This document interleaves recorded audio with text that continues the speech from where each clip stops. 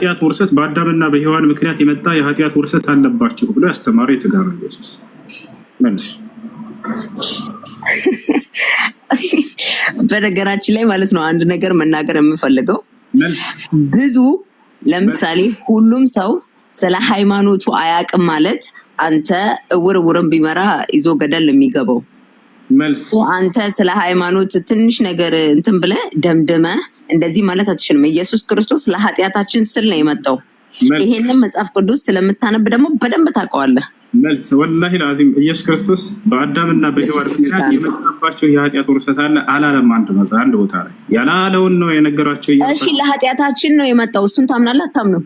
ኢየሱስ ክርስቶስ አዳምጪ፣ በአዳምና በሔዋን ምክንያት የወረሳችሁት የኃጢአት ውርሰት አለባችሁ ብሎ አላስተማረም።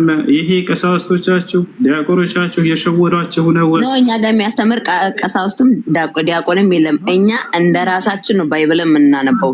የእኛና የሌላው ይለያል። ፕሮቴስታንት እንደራሱ ሁሉም ሃይማኖቱን ያውቃል። ያ ማለት ኢየሱስ ክርስቶስ ከአዳምና ከሔዋን የውርስ ኃጢአታችሁ ሊያስተሰርይላችሁ ነው የመጣው። አዳምና ሔዋን ስም ስላልተነሳ ሰው ማለት ኢየሱስ ክርስቶስ የመጣው ለኃጢአት ስርየት አይደለም ነው። እሱን ስማቸውንማ እንደሌላ አለፍኩኝ። እሱን አሁን አልጠየቅኩም። እሱ አለፈ የለም። እሺ በአዳምና በሔዋን ምክንያት የወረሳችሁት የኃጢአት ውርሰት አለባቸው ብሎ የተናገረበት ቦታ ኢየሱስ ለኃጢአታችን የመጣው በፈጣሪ ኢየሱስ ክርስቶስ ለአምሳኛ ጊዜ ልድገመ ጥያቄው በአዳምና በሔዋን ምክንያት የወረሳችሁት የኃጢአት ውርሰት አለባችሁ ብሎ የተናገረበት ቦታ የለም። እሱ አመሰግናለሁ። አላሁ አክበር አላሁ አክበር። ለምን ነው አላሁ አክበር የምትለኝ? የለም ክርስቶስ የኃጢአት ውርሰት አለ ብሎ በሰዎች ላይ አላስተማረም። ውሸት ነው ይሄ። ክርስቶስ እምነት በሰዎች የኃጢአት ስርየት ነው የመጣው እንዴ? አላለም። ኢየሱስ ክርስቶስ እኔ የወረሳችሁት የኃጢአት ውርሰት አለባችሁና ያንን ላስተሰርይ መጥቻለሁ አላለም። አላለም።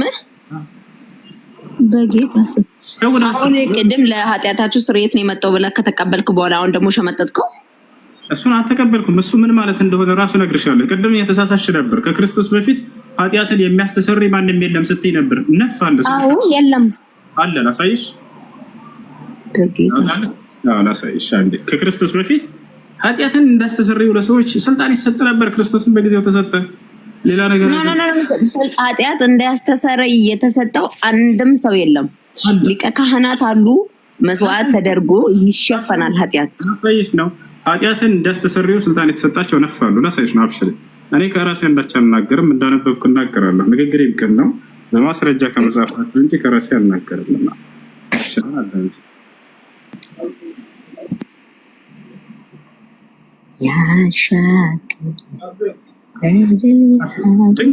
ድንጋይ ሁሉ ኃጢአት ማነው? እንትን ሁሉ ግዑዝ ነገር እሳት ሁሉ ኃጢአትን ያስተሰርያል። እሱ ከክርስቶስ በፊት ማለት ነው። እሳት ላሳይሽ አይደለም ሰው እሳት ኃጢአትን ያስተሰርያል። አንድ ላሳያች።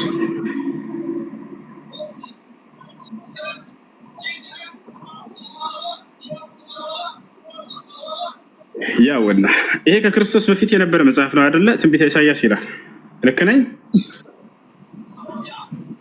ከኔ ጋር ነሽ? እሺ ነው የሚለው አለሽ? ከኔ ጋር ነሽ? አሃ አለ። ያውና ከሱራፌልም አንዱ እየበረረ ወደ እኔ መጣ። እንግዲህ ከመላእክት አንዱ ማለት ነው። ከሱራፌልም አንዱ እየበረረ ወደ እኔ መጣ ለኢሳያስ። በእጁም ከመሰዊያው በጉጠት የወሰደው ፍም ነበረ ይላል። ምን ነበረ በእጁ? ፍም፣ እሳት ነበረ። ተመልከች፣ ግዑዝ ነገር ነው ፍም፣ እሳት። አፌንም ዳሰሰበትና ምን አለው? እነሆ ይህ ከንፈሮችህን ነክቷልና በደልህም ከአንተ ተወገደ፣ ኃጢአትህም ተሰረየልህ አለኝ። ያሳል ተረስተርሱ ውረድ። ያው ፍም፣ እሳት፣ ግዑዝ ነገር ኃጢአትን ያስተሰርይ ነበር። ኃጢአትን እስከታች ችግር የለውም አነባለሁኝ፣ ባይቀይረውም የጌታንም ድምፅ ማንን እልካለሁኝ ማንንስ ይሄዳልና ሲል ሰማሁ። እኔም እነሆኝ እኔን ላከኝ አልኩ። እርሱም ሂድ፣ ይህን ህዝብ መስማትን ትሰማላችሁ አታስተውሉምም፣ ማየትንም ታያላችሁ አትመለከቱም በላቸው። ልቀጥል። ስለዚህ ፍም፣ እሳት፣ ግዑዝ ነገር ኃጢአትን ያስተሰርይ ነበር። ኃጢአትህም ተሰርይልሃልኝ አለ። ምን? ያ ፍም፣ እሳት አፉን ስለነካው። ግዑዝ ነገር ይሄ ሁሉ ኃጢአትን ያስተሰርይ ነበር። ከሰዎችም እንዲሁ ኃጢአትን የሚያስተሰርዩ ነፍ ነበሩ። ይህን ይመስላል። ኃጢአትን ማስተስረይ ይሄን ስልጣን ተሰጥቶ ኢየሱስ ክርስቶስ ነው። ነቢይ ሙሐመድ ሰለላሁ ዐለይሂ ወሰለም ይሄን ቃል ተገልጸውበታል ወይ ብላችሁ ብትጠይቁ፣ አዎ ነቢ ሰለላሁ ዐለይሂ ወሰለም የዓለምን ህዝብ ሁሉ ከኃጢአቱ ያነጹታል ተብሎ ተገልጿል። ይሄ ለነቢያቶች የሚሰጥ ማዕረግ ነው። ያጀማ ህዝቡንም ከኃጢአታቸው ያድናቸዋል ብሎ ኢየሱስ ክርስቶስ ቢገለጽ ይህ ያብላክ ማን ነው ኃጢአቱን የሚምረው ከተባለ አምላክ ነው የሚምረው። ያንን ግን ከኃጢአት የሚያነጻቸው ማን ነው ሲባል ነቢያቶች ተብለው ይገለጻሉ። እንዴት ነው የሚያነጻቸው ከተባለ የአምላክን ትእዛዝ ሰዎች እንዲፈጽሙ ያስተምራሉ አይደል? ነቢያቶች ሰው የአምላክን ትእዛዝ ፈጽሞ ንስሐ ሲያደርግ ጊዜ ወደ አምላኩ ሲመለስ የዛን ኃጢአቱ ይማርለታል። ማነው ያ ኃጢአት እንዲማርለት ምክንያት የሆነለት ከተባለ ያ ነቢይ ነው።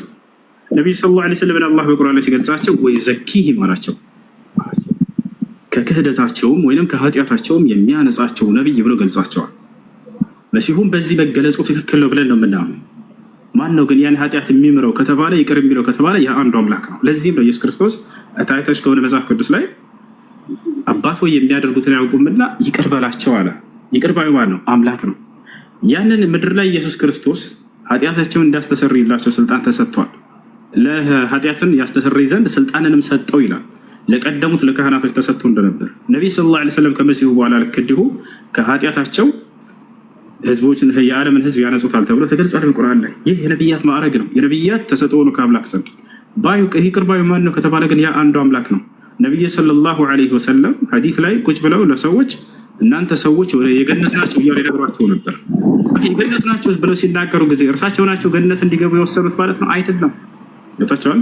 እናንተ ሰዎች ኃጢአታችሁ ተምሮላችኋል፣ ቁሙ መግፉረን ለኩም ይሏቸው ነበር። ኃጢአታችሁ ተሰርዮላችኋል፣ ሂዱ ይላቸዋል። እርሳቸው ናቸው? አይደለም። አምላክ ያንን ለእርሳቸው ይገልጥላቸዋል። ኃጢአታቸው እንደተማረላቸው ያሳውቃቸዋል። ይናገራሉ። የሰማውን እንጂ አይናገርም። ክርስቶስም ከእግዚአብሔር ሰምቼ የምነግራችሁ ነኝ አለ። ያንን ያደርሳል። እሱ ነው እንደተቀላይ ከክርስቶስ በፊት ኃጢአትን የሚያስተሰርይ በጣም በርካታ ነገር አለ መጽሐፍ ቅዱስ ላይ። ይህን ይመስላል። እሺ መክሊት ጥያቄሽ ምን ነበር? ስለ ካዕባ ያልሽው። መጀመሪያ ግን ፈጣሪ ትዕግስቱን ይስጥሽ።